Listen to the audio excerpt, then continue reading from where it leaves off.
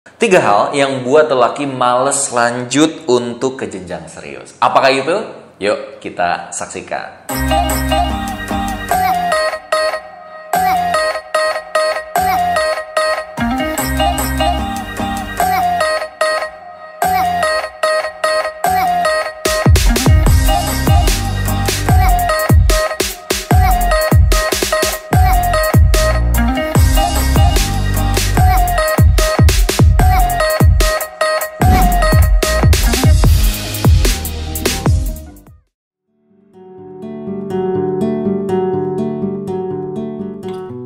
Oke, kita mulai dari yang pertama.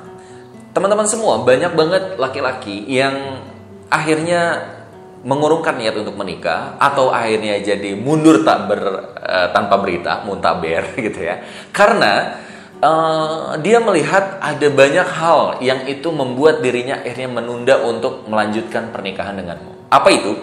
Yang pertama, yang membuat laki-laki malas itu yang pertama adalah wanita atau keluarganya hitungan. Nah, hati-hati, kalau Anda belum apa-apa udah banyak berhitung sama dia. Misalnya, nanti ya, aku ingin nikahnya kayak gini, ya butuh 200 juta, aku harus kayak gini, kayak gini, kayak gini. Nanti aku ingin pakai baju ini, nanti aku udah ini. Itu namanya hitung-hitungan. Atau mungkin Anda yang menghitung, berapa sih gaji kamu? Oh kayak gitu ya, terus nanti gimana dong nanti kita udah nikah, nanti kan kita susah dong. Seperti apa, kamu bisa nggak naikin gaji kamu? Nah itu membuat laki-laki tertekan.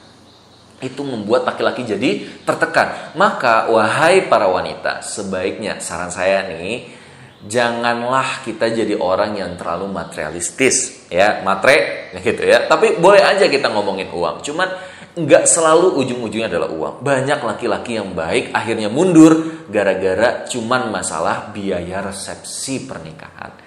Padahal apalagi sedang pandemi seperti ini, nikah kan sederhana aja. Yang penting setelah menikah Anda bisa berkah, bisa jadi keluarga yang sakinah, mawaddah dan warohmah. Itu yang pertama. Yang kedua adalah laki-laki jadi malas untuk lanjut ketika dia semakin dekat dengan kamu, ternyata dia melihat tabiat kamu yang kurang baik. Mohon maaf, misalnya ditelepon gak diangkat-angkat, janji ketemuan ternyata diundur tanpa sebab yang jelas. Ini membuat laki-laki jadi merasa, niat gak sih kamu? Jangan-jangan kamu selama ini gak niat sama aku, atau jangan-jangan kamu malas aja untuk mau ta'aruf sama aku atau ke jenjang yang lebih serius. Maka wanita, kalau ada seorang laki-laki dia udah serius sama kamu, tolong fokus sama dia. Jangan kamu cari-cari yang lain sehingga membuat laki-laki itu jadi malas sama kamu. Ingat ya, laki-laki yang baik itu dia akan segera menikah dengan kamu atau dengan yang lain yang lebih siap. Itu. Yang ketiga, sahabat sekalian, yang membuat laki-laki biasanya mundur tanpa berita atau akhirnya juga mengurungkan niat menikahimu adalah masalah dari orang tuamu. Banyak orang tua yang menuntut banyak hal.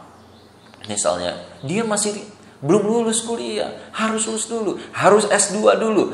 Dia belum PNS dulu. Dia belum berseragam, pakai seragam dulu. Apa sih hakikat dari itu semua?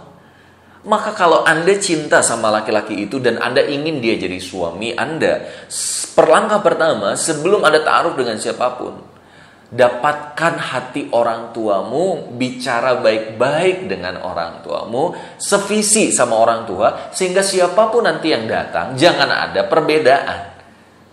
Andanya oke, dia orang tua nggak oke. Orang tua oke, kamu yang nggak oke. Kenapa? Karena nggak sejalan, nggak selaras. Karena komunikasi yang belum disampaikan. Itu yang membuat laki jadi pusing. Sebenarnya saya harus negosiasi sama siapa? Dengan Anda harus selesai, dengan orang tua Anda harus selesai. Ini yang biasanya membuat banyak laki-laki akhirnya mundur.